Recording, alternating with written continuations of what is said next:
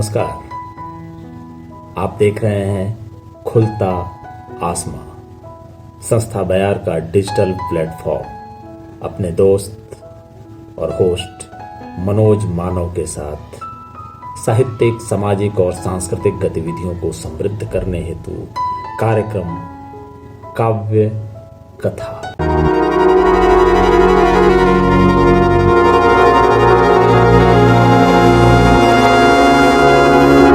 आज के काव्य कथा में आपको एक ऐसी कहानी मैं सुनाने जा रहा हूं जो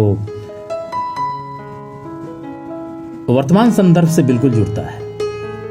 वर्तमान संदर्भ का मेरा मतलब है अभी का जो दौर है, जिस तरह से कोरोना वायरस ने समाज, प्रकृति और यथार्थ सबके वास्तविक चेहरे को आपके सामने रख दिया है। चाहे वो सत्ता हो, सत्ता ने आम लोगों के लिए कितनी अपनी जिम्मेदारी निभाई है। आखिर सत्ता अगर अपनी जिम्मेदारी निभाई होती तो शायद पलायन नहीं हुआ होता। आज जो त्रासदी हम झेल रहे हैं, उस त्रासदी को झेलने का कोई कारण ही नहीं होता। हम भूखे मर रहे हैं, भूखे शायद नहीं मरना होता। आज इस अर्थव्यवस्था की दुहाई आज सरकार देती है।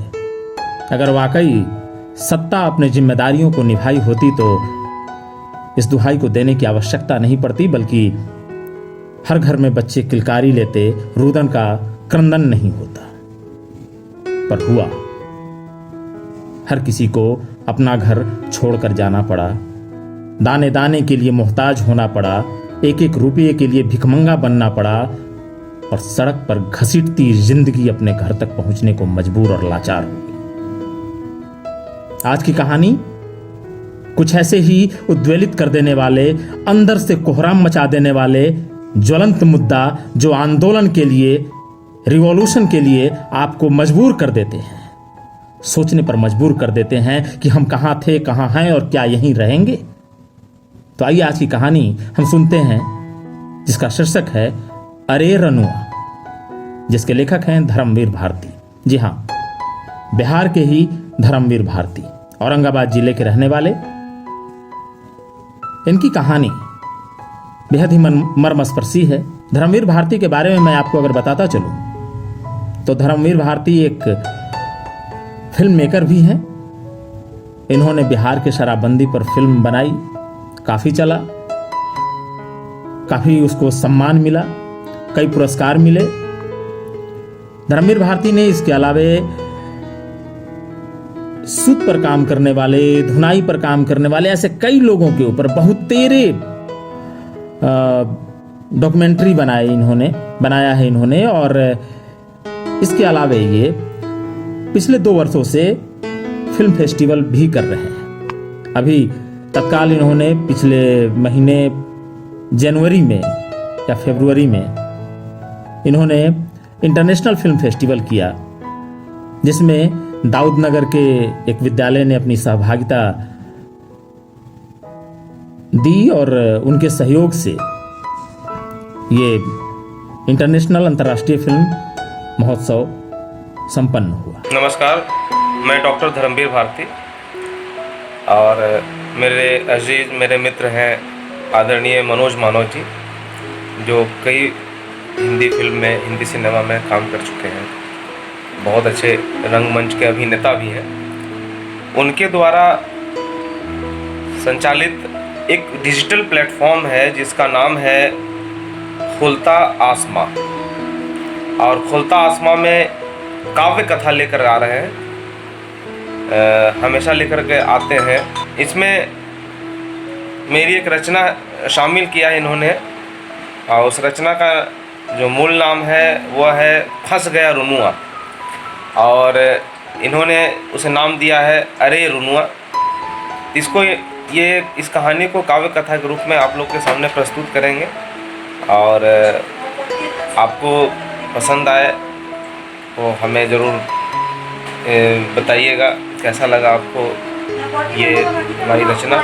और मनोज जी, मुझे मालूम है कि मनोज जी बहुत बढ़िया से इसका प्रदर्शन करेंगे अपने मुखारबिंद से, और मैं पूरी टीम को बधाई देता हूँ। धन्यवाद। जब आप धर्मवीर भारती जी से मिलेंगे तो एक बेहद ही संवेदनशील व्यक्ति आपको दिखेंगे, बहुत ही वर्तमान में जीने वाले, वर्तमान की समस्याओं के साथ अपने को जोड़कर वर्तमान की बात कर वर्तमान में लोगों को लेकर रखने की कोशिश करने वाले धर्मवीर भारती की कहानी अरे रनुआ।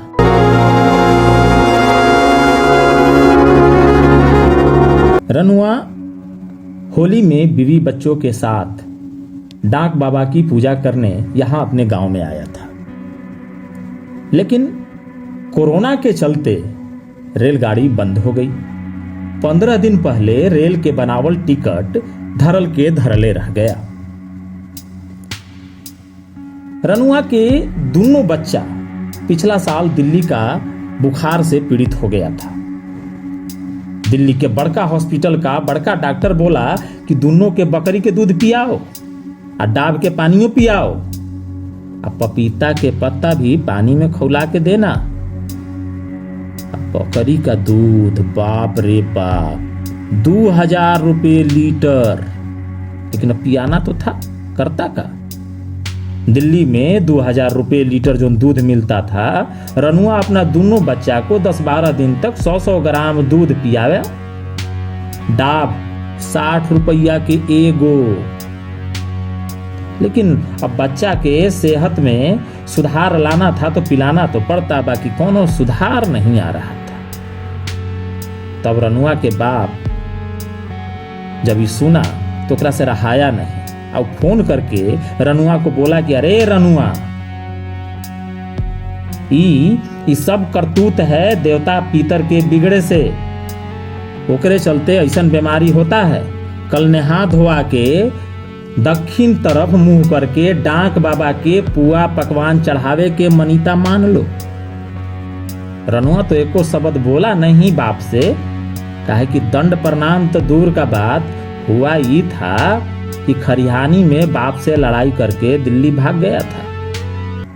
रनुआ के माँ रटते रह गई थी, अरे रनुआ 4 महीना के गर्भवती तोर मेहरारू है रे, प्रदेश में कौन सेवा पानी हरदी हलवा के करेगा। लेकिन रनुआ भी जिद्दी कम न था, आखिर बबुआन का लइका जे ठहरा, वो बड़का के लइकन के देह का गर्मी तो जानबे करते हो, चल दिया दिल्ली अपना मेहरारू के साथ। रनुआ के दोनों लइका दिल्ली के प्राइवेट हॉस्पिटल में बड़का ऑपरेशन से हुआ था। 7 साल के बाद हम अपना पड़पोता के देखे हैं, जमीन में रगड़कर बीड़ी बुझाते हुए सरजू सिंह की मां ने अपनी पूरी राम कहानी सुनाई।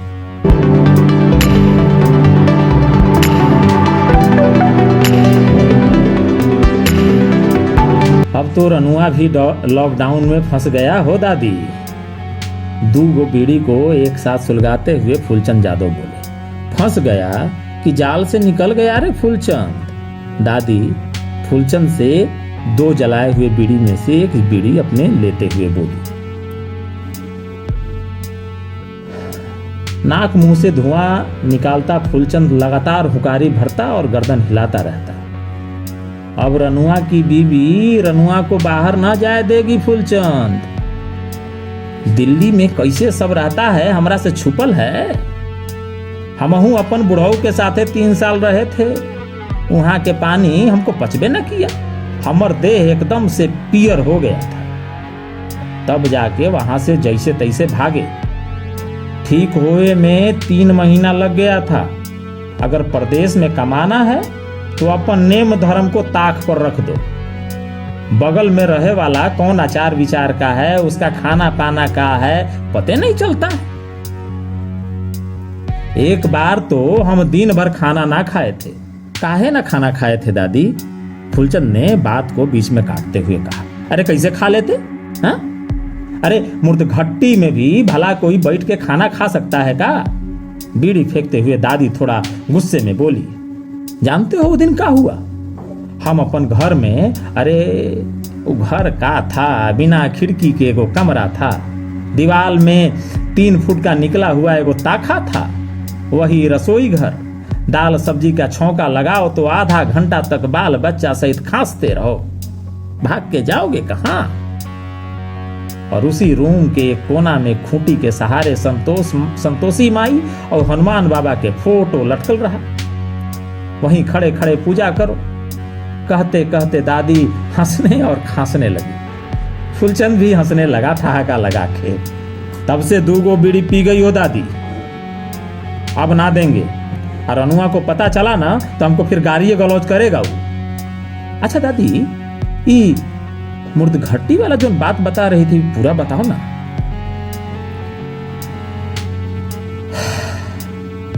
अरे हाँ, वो का हुआ था कि तुम्हारे दादा ड्यूटी पर चल गए थे और चारों बच्चे पास के जेजे पार्क में खेल रहे थे और हम सब्जी काट रहे थे, तो एकदम से चिराइन चिराइन महके लगा। आधा घंटा से ज्यादा बर्दाश्त किए। जब रहल ना गया तो बगल वाली नईकी किराएदारिन के रूम के दरवाजा खोले तो राम राम, मन एकदम से खराब हो गया। तुरंत भागे अपना रूम में, आके खूब उल्टी किए। जौन चाय बिस्कुट खाए थे सब बहरी आ गए। मैं गंगा कीचड़ में ही कमल खिलता। और दीजिए ना मालिक, मेरा बच्चा है, चाहे मारे चाहे पीटे। ई कोनो बात है?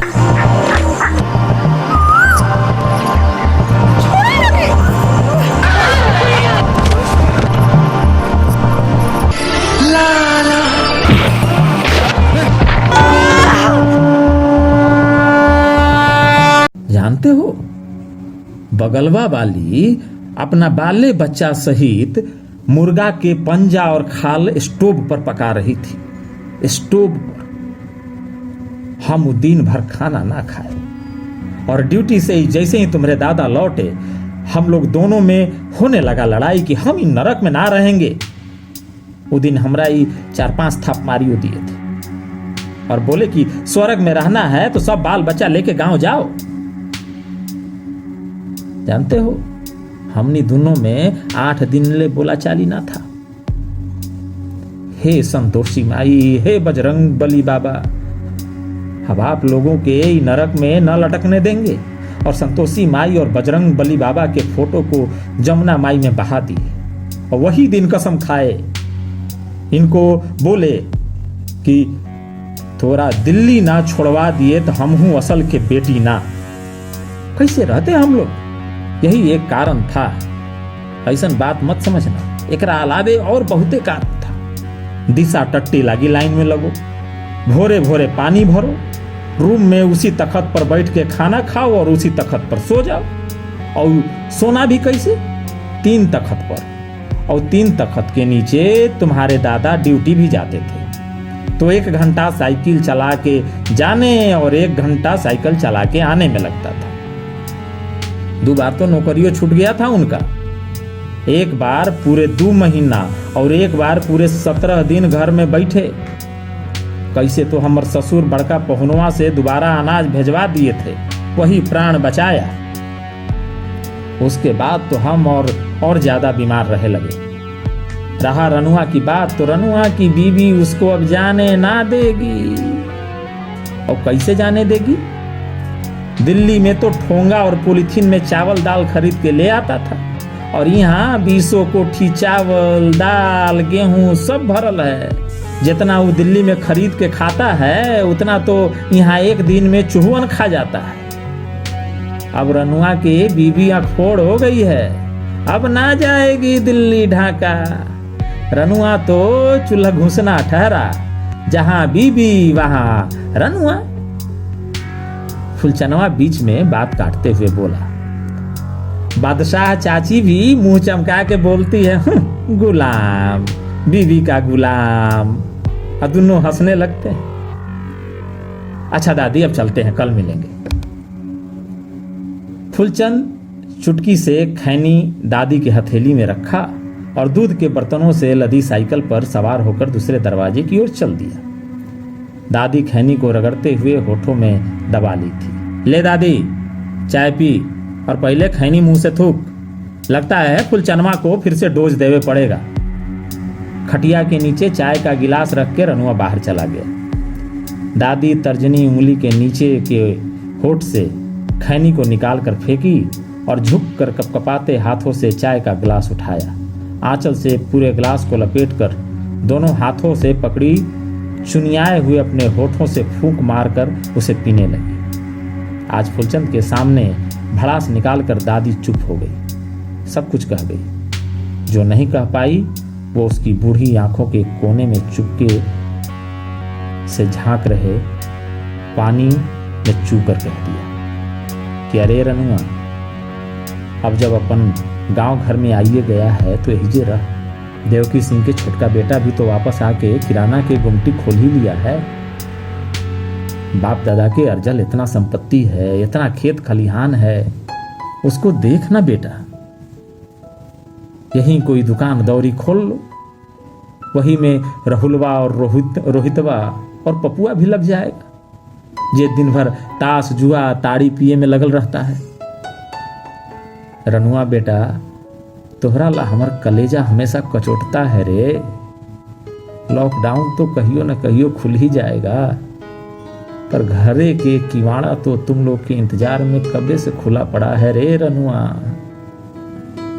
दादी चाय पीने के बाद खाली गिलास को खटिया के नीचे लुढ़का दी और लेटते हुए बोली, अरे सरजुआ, चाय पी ले रे।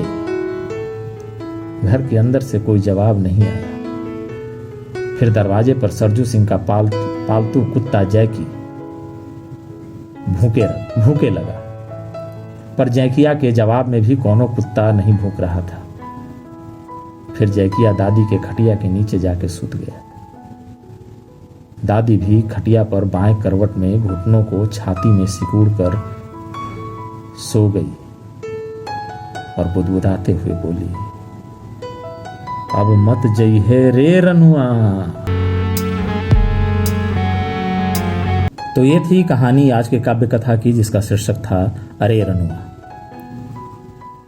आप इस कहानी से समझ सके होंगे कि धर्मवीर भारती जी जो बिहार के औरंगाबाद जिले के हैं, वो कितने संवेदनशील क्रिएटिव पर्सनालिटी हैं।